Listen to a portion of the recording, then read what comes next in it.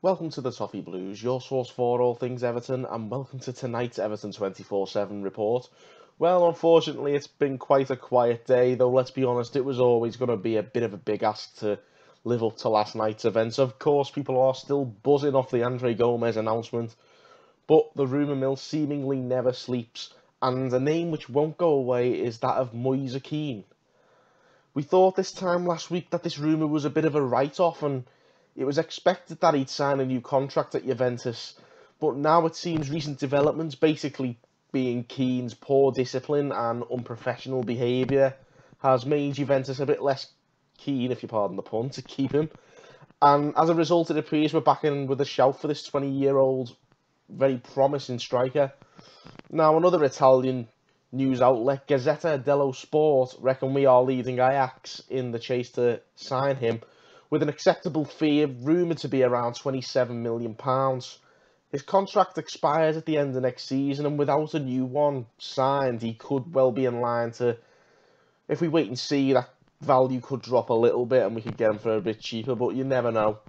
Might bring a few more big names to the table, and we might want to get this done quickly if we're going to go for him. However, as much as Kean is a bright young talent, and arguably a better natural goal scorer than anyone we've got at the moment, he will come with a lot of baggage, it seems. Firstly, as I've said, his ill-discipline appears to go back a lot further than I first thought. I thought this was just a thing that appeared in the under-21 campaign for Italy, but apparently this goes back to his time at Juventus over the past couple of years, and it appears he's got a bit of an arrogant, rebellious, prima donna-like behaviour. Very similar in a way to fellow Italian striker Mario Balotelli, or if you want to go even closer to home, perhaps our ex-striker Romelu Lukaku and his buddies from Man United who were still messing about in fancy hotels. Throw into all that, his agent is also Lukaku's agent Mino Raiola, who regularly messed us around when it came to Lukaku. Then suddenly this deal becomes a lot less desirable than first imagined. For that reason, I'm very, very conflicted on this one. He could be the deadly striker that we really need, and at an affordable price in today's market. But there's a lot of red flags popping up. The question is Kean a risk worth taking? It's a question that we'd love to hear your answers to, so be sure to give us your opinion on this in the comments below. Moving on to some more rumours now, though, and another one that continues to be linked is Borja Iglesias. It was stated in the Spanish press last week that we were set to do battle with Real Betis for the Espanyol striker. Now, if Diario AS are to be believed, it appears that Betis are very keen to get this deal done as quickly as possible, and there's a reason for that. They fear that Everton could outbid them and price them out of a move. With the rumoured fee already at €28 million, it might get a bit too expensive for Betis should we join the negotiating table. And as I've said before, I'm not too sure whether Iglesias will be the right move for us. And for that price, I can't see us taking the plunge. There might be better options. Maybe Kean, for that matter, might be a more appealing signing for us than Iglesias, particularly given the age. Now, the big news aside from Everton in the media at the moment seems to be Tottenham's potential big money move for Tanguy Ndombele. Now, I mentioned that could affect Eric Dyer's squad status last week at Spurs, but it could be set to hinder our transfer plans.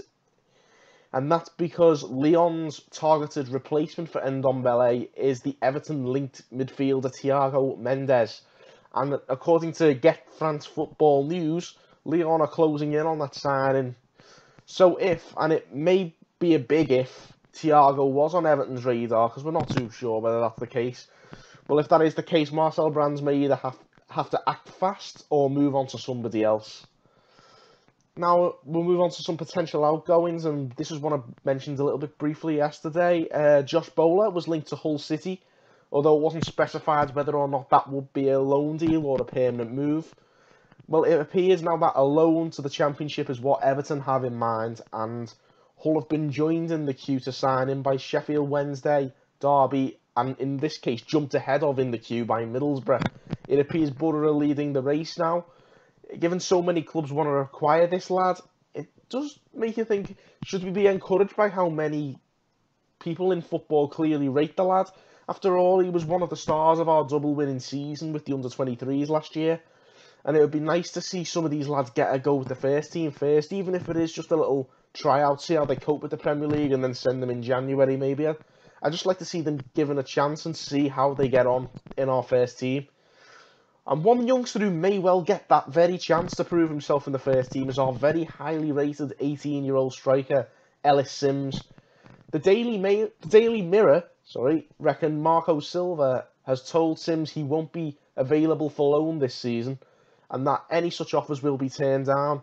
Sims is definitely set to embark on the pre-season tour with our first team this summer, and I'm personally looking forward to see what he has to offer our first team, how he plays alongside the senior players. You never know, he might fit in well, might help us avoid the need for a striker, you never know. A lot of fuss has been made about this lad though on social media, and his goal scoring record at under 18 level is outstanding.